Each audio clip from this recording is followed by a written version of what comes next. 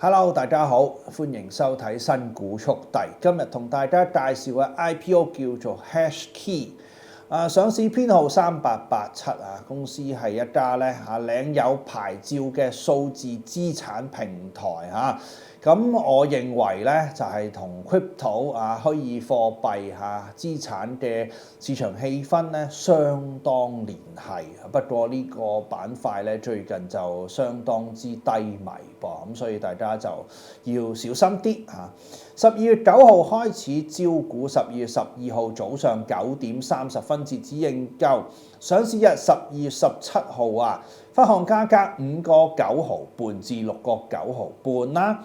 集資額16億多啲嘅。由於行業最近就比較值得審慎咁，所以投資者可能要觀望就算啦，好冇？